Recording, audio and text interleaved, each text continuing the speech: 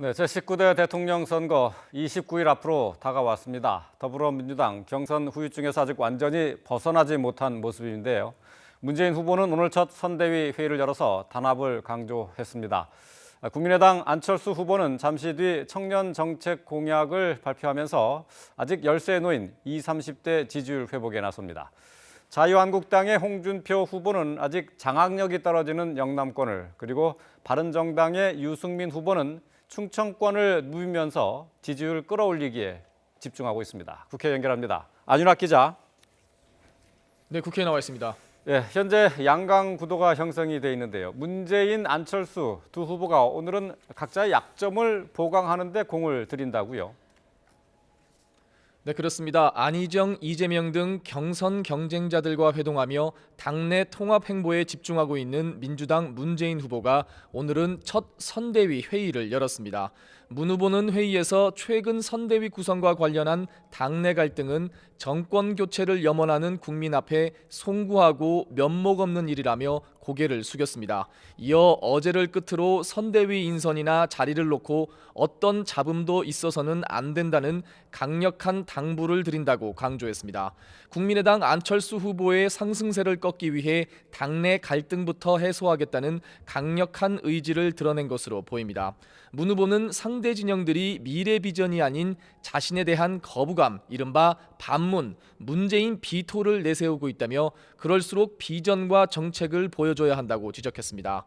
국민의당 안철수 후보는 잠시 뒤 오전 10시에 청년 정책 공약을 발표하며 20, 30대 표심 다잡기에 나섭니다. 현재 나오는 여론조사들을 보면 안 후보는 예전에 20, 30대 뜨거운 지지를 받던 때와는 달리 최근 중장년층으로 지지층이 옮겨간 분위기인데요. 오늘 청년 일자리와 주거 문제와 관련한 어떤 정책을 내놓을지 주목됩니다. 앞서 안 후보는 아침에 대한상공회의소에서 공정성장과 미래라는 제목으로 특강을 했습니다. 우리나라가 현재 수출 절벽과 내수 절벽, 일자리 절벽, 인구 절벽, 그리고 외교 절벽 등 5대 절벽인 절박한 상황이라며 교육 개혁과 과학기술 혁명으로 이를 해소해야 한다고 강조했습니다. 네, 자유한국당의 홍준표 후보, 그리고 또 바른정당의 유승민 후보는 지역을 돌면서 바닥 민심에 공을 들일 계획이죠. 네, 그렇습니다. 먼저 자유한국당 홍준표 후보는 잠시 뒤 경남도지사 퇴임식을 열고 본격 대권 행보에 시동을 겁니다. 홍 후보는 그동안 지사직을 유지하고 있던 탓에 공식 석상에서 연설 등을 할 수 없었는데요. 오늘부터 스스로 입이 풀렸다고 말한 홍 후보는 일단 국가대개혁 비전 선포식을 연 뒤 경남 창녕의 선친묘소를 참배합니다. 이어 모레 재보궐선거가 치러지는 경북 상주와 충북 괴산을 잇따라 방문합니다.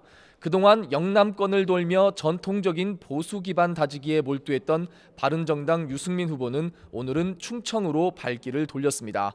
충청권은 그동안 대선 전국에서 캐스팅보트 역할을 해온 만큼 이곳에서 첫 중앙선대위 회의를 열며 충청 표심에 공을 들이는 모습인데요. 유 후보는 선대위 회의에서 장기적으로 국회를 세종시로 이전하는 것을 포함해 충청권 과학 비즈니스 벨트 조성을 위해 최선을 다하겠다고 밝혔습니다. 정의당 심상정 후보는 그동안 제3지대 개헌연대에 부정적인 입장을 밝혀왔는데 잠시 뒤 기자회견을 열어 개헌과 관련한 최종 입장을 발표합니다. 지금까지 국회에서 YTN 안윤학입니다.